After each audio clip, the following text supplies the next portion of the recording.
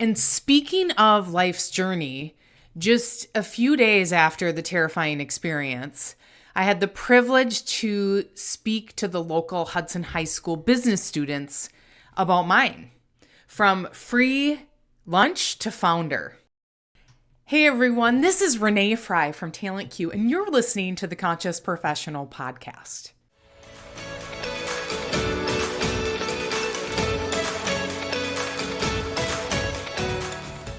More people than ever want to be happy in their career and personal life, but they're going about it all wrong. I'm here to set the record straight and emphasize the importance of prioritizing your mindset. I'm thrilled you're here. Hey friends, I've got to start by saying this. I am so grateful to be here with you. Last Friday, I was at my niece's high school graduation at Mariucci Arena at the University of Minnesota campus in Minneapolis. And we were waiting outside, waiting for the grads to come out, and I noticed a group of young men running through the crowd, and something felt off.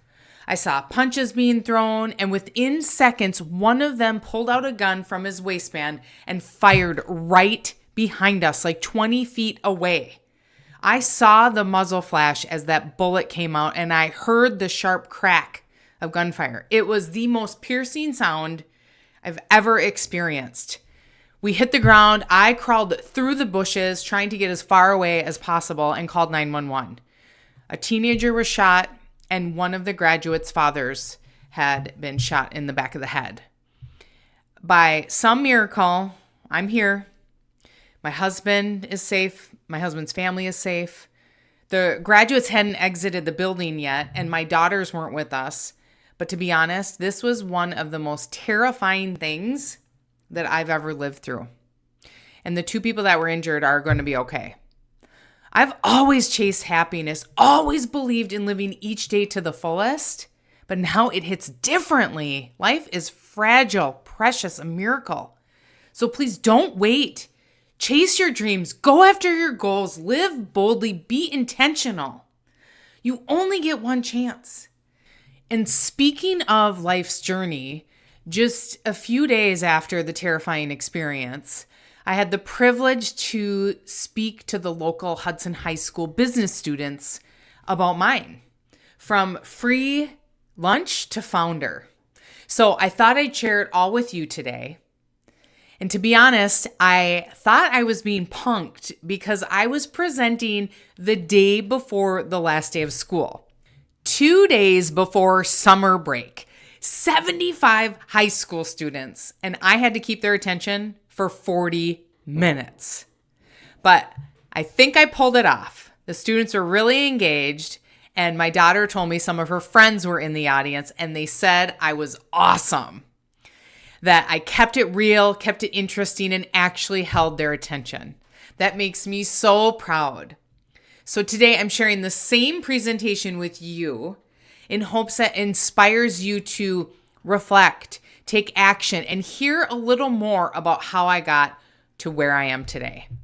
So I want you all get in, buckle in. We're going in my time machine back to my early 20s. I'm at a party in a huge house in a fancy suburb of Minneapolis, and I'm in their bathroom. And there's automatic sinks in their bathroom. Automatic sinks in their house. I'd only seen those as sporting events, schools, or restaurants. I was not familiar, didn't know anyone that had automatic sinks in their house. I was like blown away. So I go to find my friend Derek. We're at his mom's house while she's out of town. And I'm like, Derek, what does your mom do for a living? And he says, she's a headhunter and she owns a couple Dairy Queens. And I was like, headhunter? That word stuck with me. I didn't know exactly what it meant, but I made a mental note of it in that very instance. Because in that moment, I knew one thing. I wanted a lifestyle that came with automatic sinks. I wanted financial stability. I wanted options. I wanted freedom. And little did I know, that moment in the bathroom would shape my future in a way I never could have imagined. You see, when I was 14, my parents separated. My mom is deaf and had been a stay-at-home mom. And when we left my dad, we didn't have much. He wasn't providing support and money was extremely tight.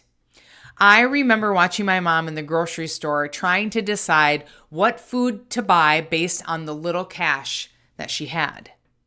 At school, I was the kid with the orange lunch tickets, not the blue ones everyone else had, the orange ones. That meant free lunch. You see, we didn't have digital codes back then. You actually had to physically hand over your lunch ticket so everybody knew. I was also the free yearbook girl, the free sports girl. And honestly, thank God those programs existed because without them, I wouldn't have eaten lunch, played sports, or had those memories in a yearbook. Growing up like that lit a fire in me. I didn't want to live poor. I didn't want to make stressful decisions like my mom did. I wanted freedom, financial stability, plenty of money. And in high school, I made up my mind. I was going to college. I was going to earn a 4-year degree, and I was going to create a different life. In high school, I was really good at math and science. So naturally, everyone told me, you should go into engineering. So I did. I enrolled in the University of Minnesota, and I loved it. The big city, the energy, the opportunities. But I was also working 40 hours a week to pay my own way through school. And yeah, I had gotten scholarships and grants, but it still wasn't enough. College was expensive, and I was completely on my own. And as the math courses got harder and harder, we were encouraged to form study groups. The issue? There was only one professor who wrote the final exam for everyone.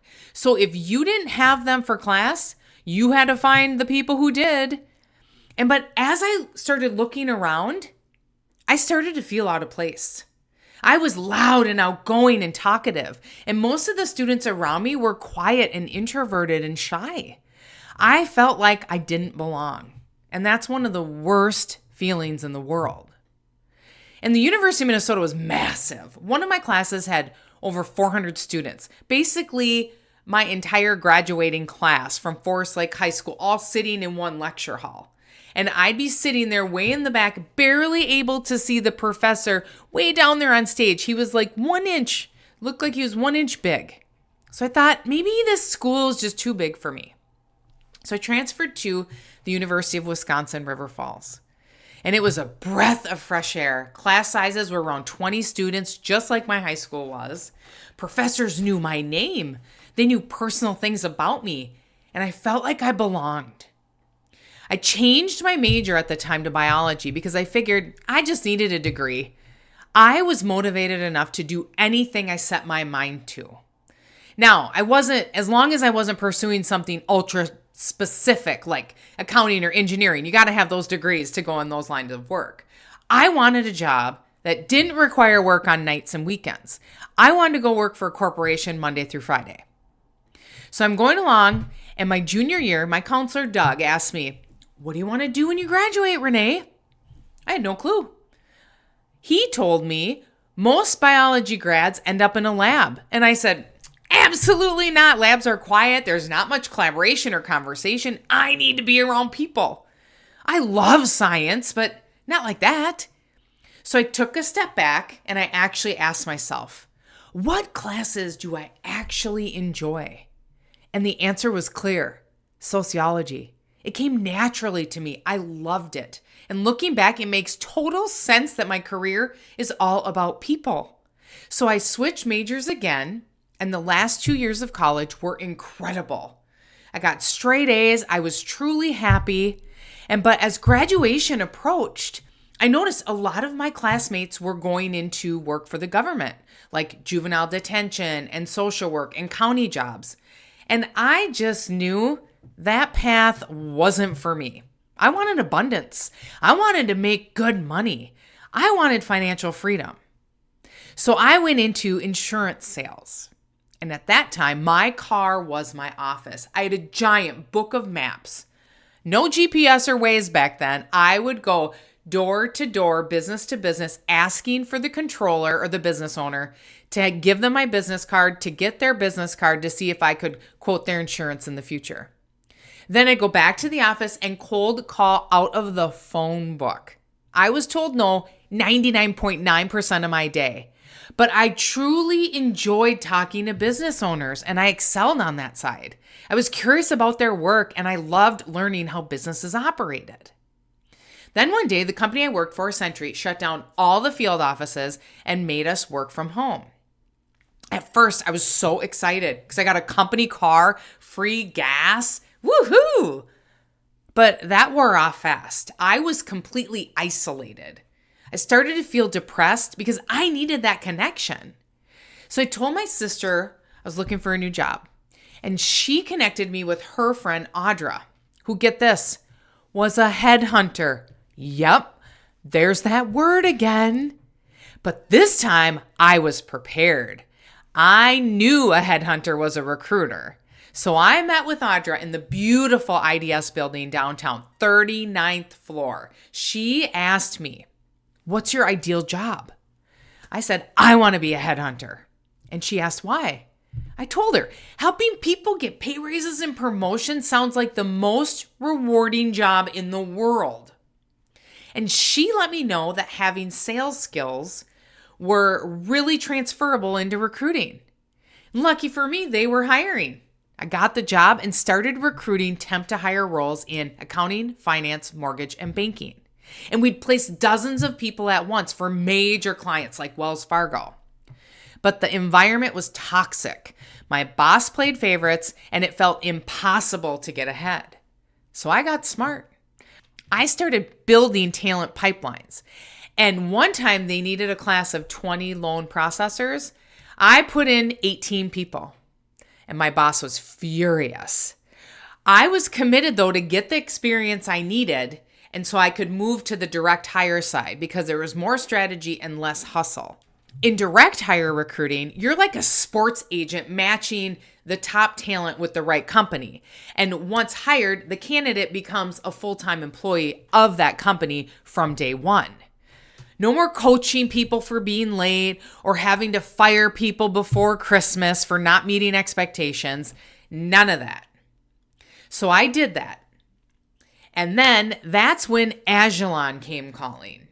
They heard I was a strong recruiter and hired me to lead 2 teams, one in Bloomington and one in St. Paul, while still managing my own desk. I was a working manager. It was my dream role. I loved the culture, the money, the impact. But then leadership changed and the company culture fell apart. I started waking up with dread, with the awful pit in my stomach, and I knew I wanted to start my own recruiting firm. But I knew the market was crowded, so I made a strategic move. I got corporate recruiting experience. I reached out to a contact of mine I knew from Spherion, Kathleen. She was working over at Target, and she said she'd help me get in. I thought I was a top recruiter, and when I got to Target, I realized, oh my goodness, I got a lot to learn. I was surrounded by the best and brightest recruiters I'd ever met. So I soaked it all in. Over 7 years, I recruited for all 14 departments at their headquarters. At the end of my career, I was on the SWAT team, popping into high priority areas with tough to fill roles or spikes of volume. I even recruited for field leaders for stores and distribution centers. I loved it. In year 3, I quietly built my business plan. I used free resources from the SBA and SCORE. I met with business owners who had started their own recruiting firms, and then I launched TalentQ in March of 2015 in my unfinished basement. All I had was a laptop, internet, and a few $1,000 and a phone. But that was enough. By 2016, we moved into a small office, and then in 2017, we moved into our current space where we are today in downtown Hudson. TalentQ runs on 2 main revenue streams: direct hire recruiting nationwide and coaching programs for individuals. The key things on my mind every day running a company are to have a raving culture, keep having a workplace people want to be a part of. Knowing the numbers, because when you understand the data, you can make smarter decisions and stay ahead. Create raving fans, serve people and companies at the highest level, going above expectations, build trust, and make it unforgettable so they can't help but talk about us. And then lastly, building a strong brand. Be known for something and staying visible through consistent messaging and meaningful content. And there's one more turning point that changed everything: public speaking. Back at Target, I realized if I wanted to move up and get promoted, I needed to confidently lead meetings and present in front of groups. But I was terrified of public speaking. People talk about butterflies in their stomach. I had birds flying around in mine. My mind would freeze. Sweat would pour down my back. And so I decided to share this with one of the IT leaders I was working with. I said, Rudra, I'm petrified of public speaking. He was in complete disbelief. He said, Renee, you're so outgoing and great with people. How can that be? I said, it is true. Yes, I'm great with people and small groups, but I cannot get up in front and speak to a group. I freeze like Sport Barbie. He told me to join him at a Toastmasters meeting. And the following one, they did it every Wednesday at lunch right in our building. So I went with them. The following week, as I approached the doors, they were humongous solid wood doors, and I couldn't see inside. The birds started flying in my belly. I opened the door, and it was buzzing inside. People in small groups, standing, talking with one another, smiling, having a good time. It was great energy.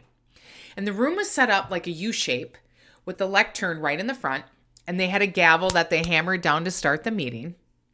To be honest, the structure of it is kind of cheesy, but it really works effectively.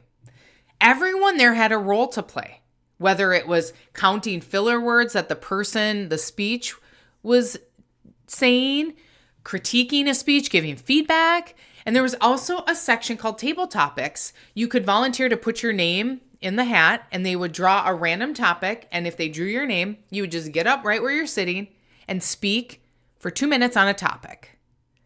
I joined the group even though I was terrified, and I kept going for 2 years. It was tough.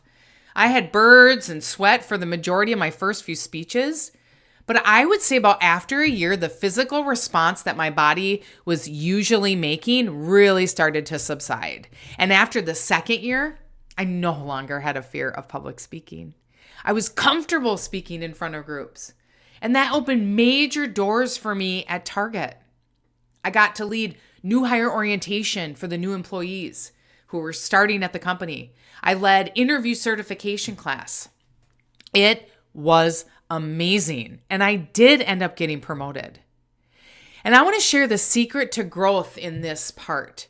So there's the 4 C's concept, which Dan Sullivan wrote a short book on it, and I'm just going to run through it for you. So first, you make a decision. You say yes, even if you're not sure how it's going to go. That's the commitment. Then you take the first step, even if you're scared. Courage isn't the absence of fear. It's moving forward despite it. And then as you go along, like I did at Toastmasters, you develop the capability by doing. And then your ability expands and you feel more ready for what's next. Then the result of all of this, making a commitment, stepping up with courage, developing the capability, is confidence. Now you believe in yourself because you've proven you can do it. This is the secret to growth and achieving something you have your heart set on. The last thing I did with the high school students is something I do with nearly every presentation that I make.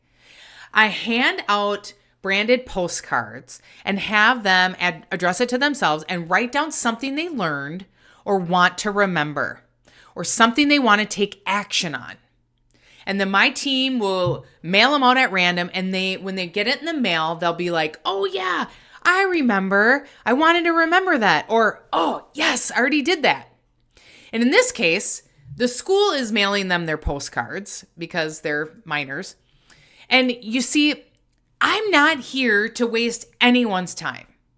So if you've listened to this entire episode, what's one thing you learned and would like to remember? What's one action you will take? Remember, it's not just about learning or listening. It's about doing. The magic happens when you take action. So go take that next step. You've got this. The key points from today's episode are: life is short. Don't wait to pursue your dreams. Live now and each day with purpose. You grow by taking action, whether it's overcoming fear or switching careers. Growth doesn't come from just thinking about it. It comes from doing. Start before you feel ready. Own your story and use it as fuel. Your beginnings don't define your future. Leverage your unique story to create the life that you want. Thanks so much for listening, everyone. Share this episode with someone you love and go make one change to be better than you were yesterday. Live your life with intention. Cherish it. I believe in you. I'm on a mission to help as many people as possible. So if you would, please hit the follow button so we can grow our community of conscious professionals. Whether you're listening on Spotify or Apple Podcasts, you can find the button at the top of the page. See you next week, everyone. Cheers.